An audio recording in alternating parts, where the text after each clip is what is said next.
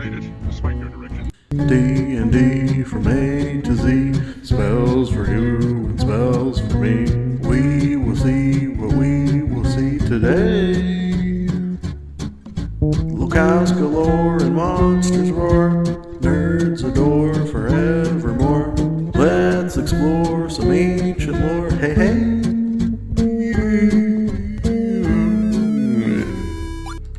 Hello, welcome. My name is Jordan Mayo, and I am the Alphabetical DM. The show is one in which I talk about all the monsters, spells, locations that exist within the Forgotten Realms. I'll also have a main subject, and this is the first of the races. Race number one, not in terms of the best, although it's a race, but in terms of being the first alphabetically, yes. And it's funny because the first monster, was it? I assume it was. Yeah, I'm pretty sure. The first monster we discussed was Aarakocra.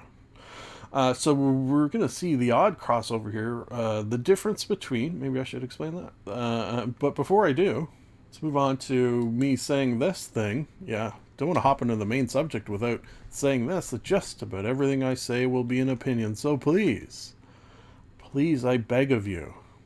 I am on my knees. You can't see because I'm not on the screen, but just trust me. You hear that creaking? That's my knees. I am begging you.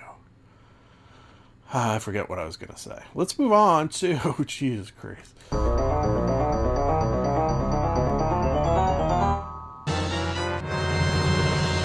The main subject, yes, being races. As I was saying before I so rudely interrupted myself, going to be the odd crossover between monster and race, because some of the monsters are now playable races, and the difference being is when it's a monster, it'll have certain things laid out about it.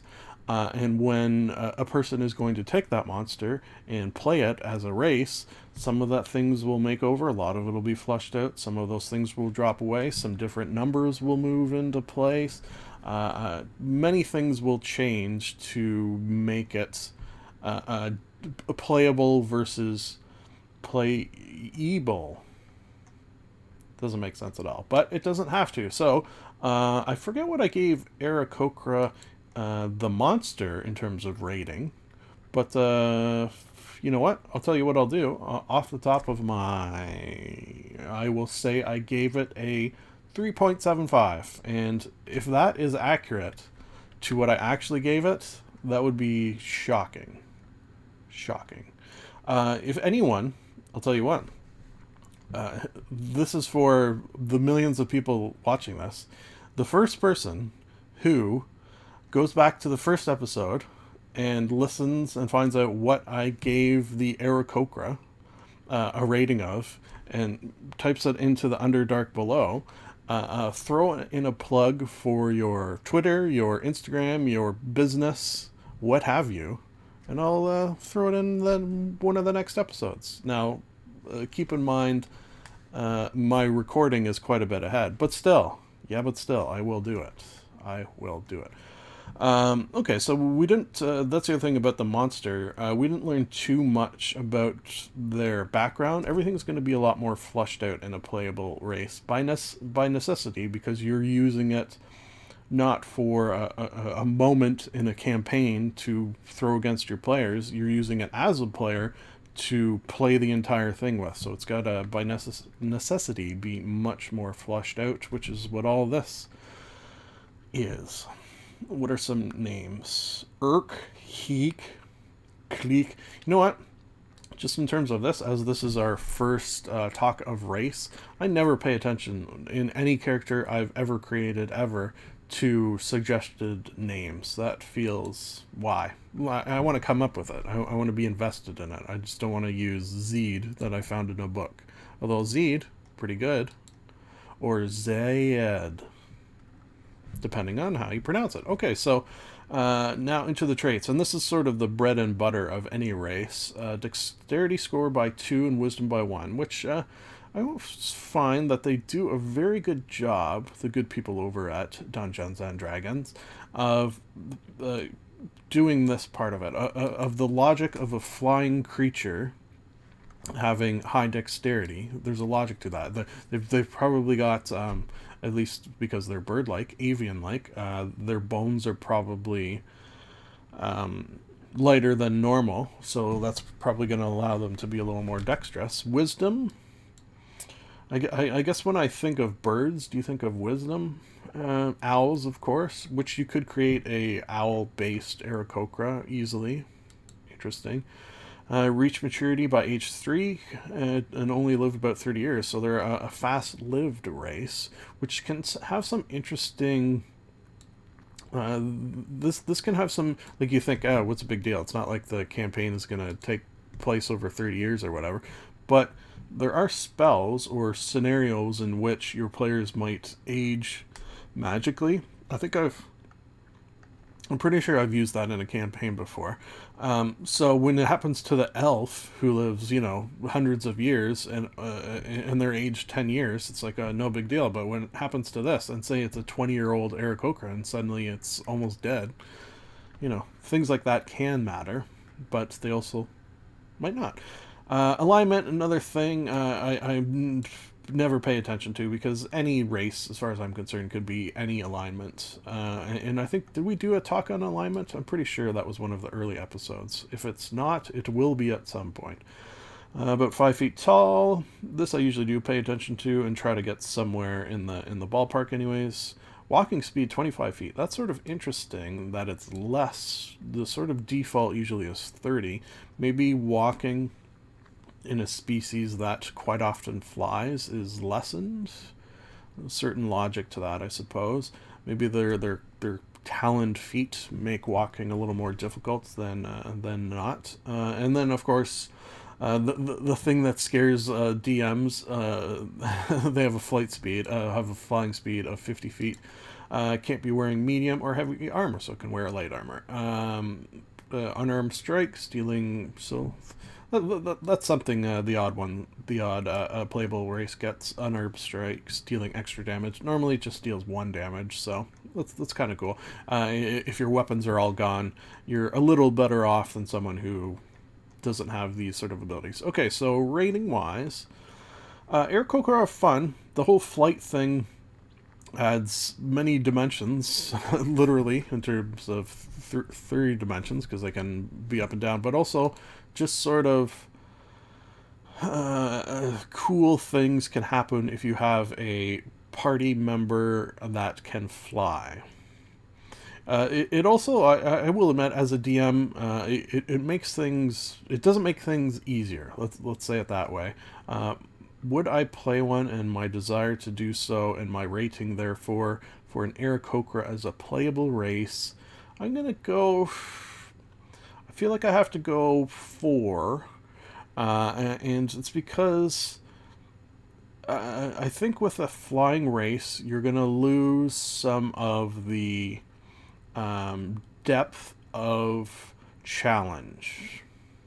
Potentially. Oh, and again, these are, as I say at the top, opinions, but I feel like a race that knows it can just fly away, for the most part, of course there's exceptions to anything,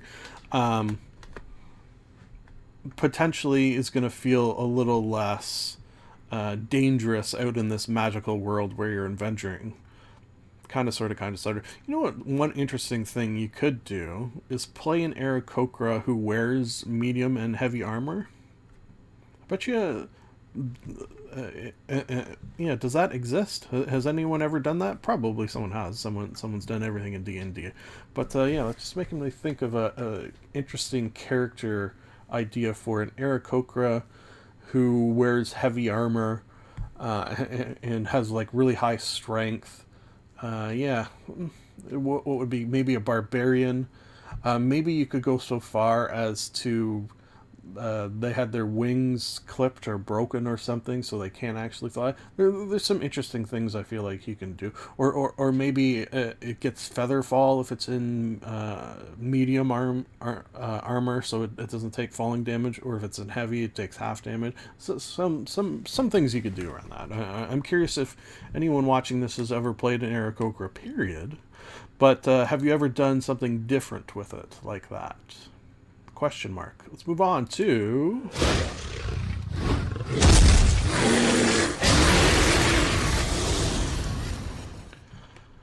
The Aldani.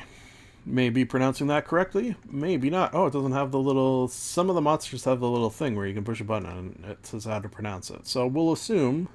We'll just call them lobster folk, is probably easier. Challenge rating of 1. Amphibious, can breathe air and water. Hideous to behold. You know what I think is the worst part about this? Is the mouth. Like, everything sort of freaky, freaky, freaky, but then the nose and the mouth right there is just like a humanoid. Maybe that's why how it can talk. It needs that mouth. Ugh. Pretty, pretty creepy. Stat wise, oh, wise. Interesting. 30, they got a swim speed, of course. Not too fast on land, which would help. So, do you want to fight these on land if possible? Assuming you don't also have a swim speed.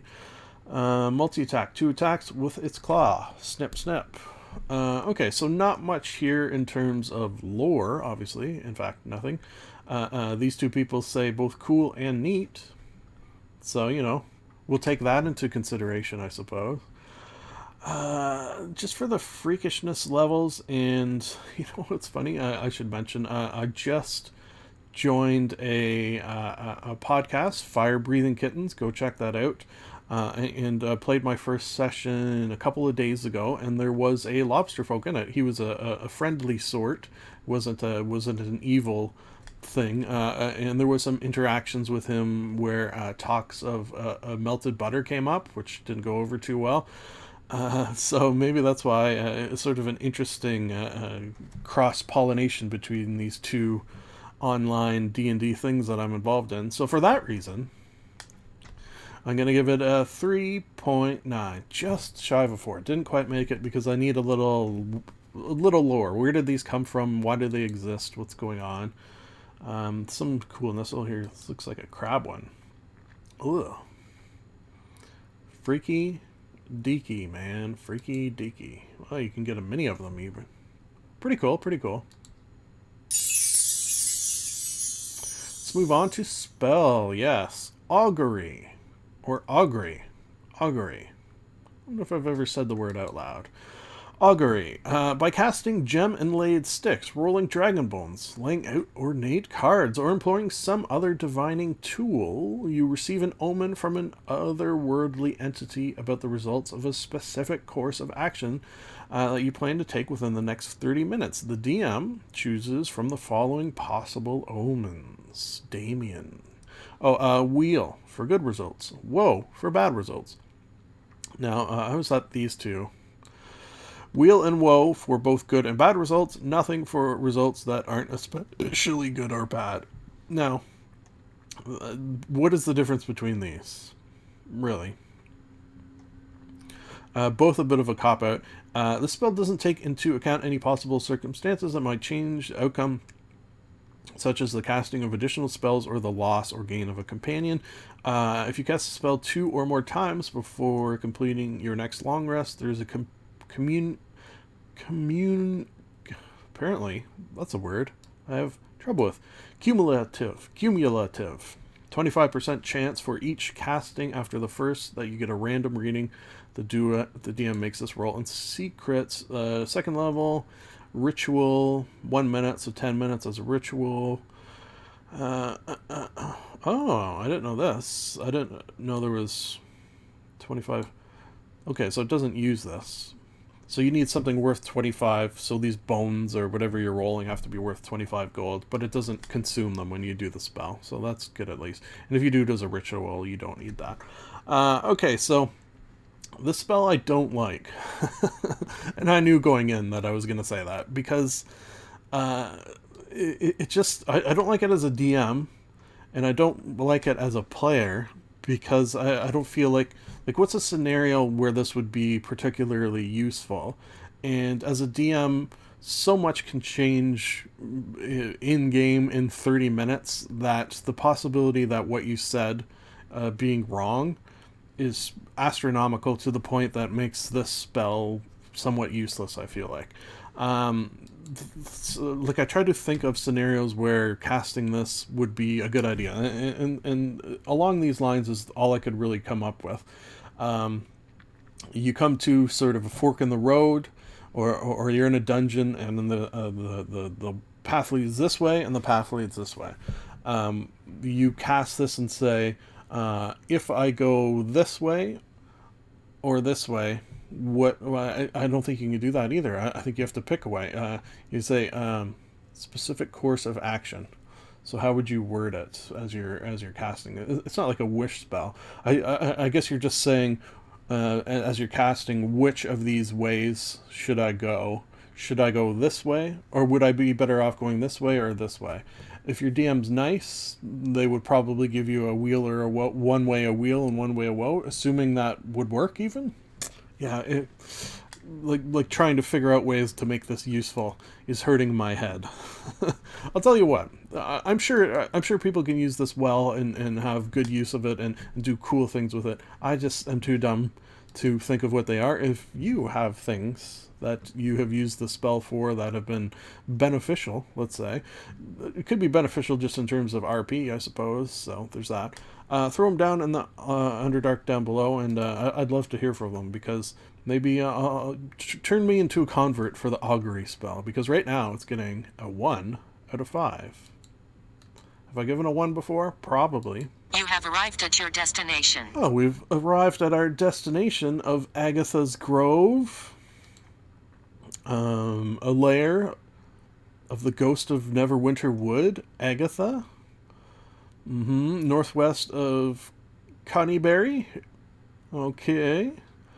Apparently Agatha is a banshee, which is pretty horrifying. The banshee's home was constructed out of a dome of branches with a single hole for an entrance where individuals had to get on hands and feet. Hands and feet? Hands and knees, probably? Hands and feet. Okay, well, that screwed me up. Get on hands and feet to call through the opening. Once inside the structure, Agatha placed a mirror on the far wall to help create illusions of herself. The final room in her tree cave was the Treasury Room. Okay, so I was going to say, you don't want to go to Agatha's Grove, but I didn't know there was a Treasure Room. So she's a banshee, which are pretty scary, especially since she's like a named banshee with her own lair. So she probably gets some lair actions of some sort. She's in a couple of books as well. Halfling's Gem. Ooh, the OG there. Very, very good. Agatha's Grove, I think I'm going to give a 4.2. Yeah, I like the lore and that it has existed in the Halfling's Gem and the Lost Mine, so she's a sort of known quantity. You get some Driz Duurden, which who knows how to say that name, so I always say it like that. Wolfgar, very, very cool. Yeah, I'm a fan of Agatha's Grove. Now this, Aunt Agatha's Apartment, much, much worse. That I'm probably just going to give a 1.4. Yeah, not a good movie. Do not recommend. Let's move on to...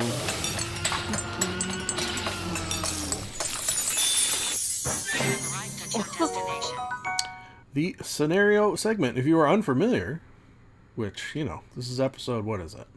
20? Is this episode 20? Did we make it to the big 2-0? I think it is. Let me just check something. Yeah, episode 20. Hey, that's something to say. Anyways, the scenario is... Jeez. The scenario is where I combine the monster, the spell, the location, all into one. You guessed it, scenario. You can use in your campaign. You can use in your backstory. You can use just for ideas for things, just period. Period. You can write a book about this scenario. You get Driz Duurden in there, even, should you wish. How did I spell it there? Phonetically, I think. After Agatha's mask was stolen by Driz Duurden and company, which we read about, in Agatha's Grove, she became paranoid about the possibility of her other possessions being pilfered. The paranoia exhibited itself in many ways, but the most prominent was casting augury dozens of times a day with regards to hiding spots and potential evaders. Correlation is not causation, but she believed it worked, and the belief twisted in such a way that she thought her casting would be stronger depending on the tools she used.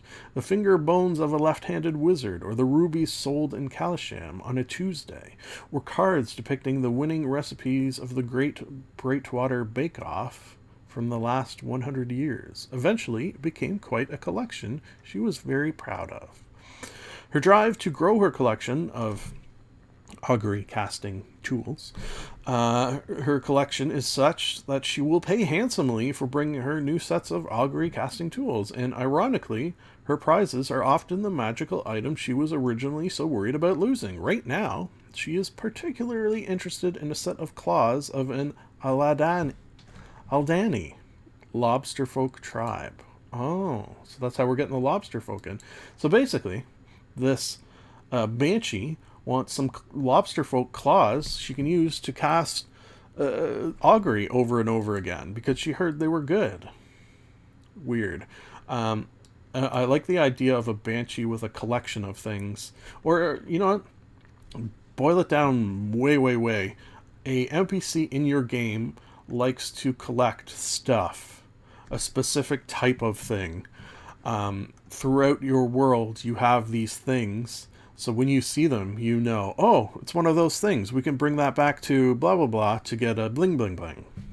Very, very, very boiled down version of you can use that in any story ever, period, full stop, I think. So I like it. Let's move on to...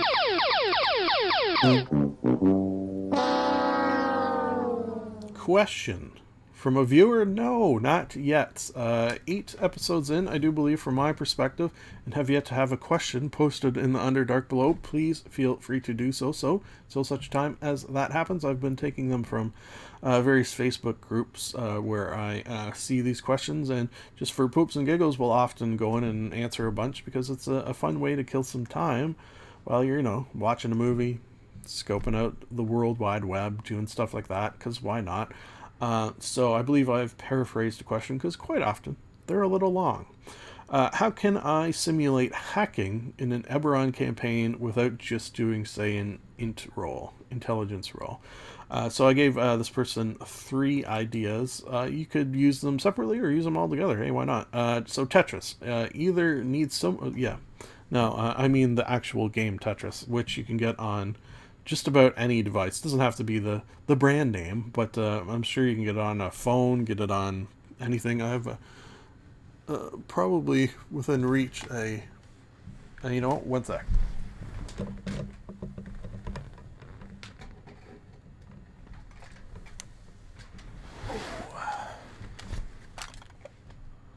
You could, if you have one of these laying around, what do I have in it? I have Metroid in it. But if you have one of these laying around, you could pass it over to them and say you're now hacking in your... Oh, it's dusty.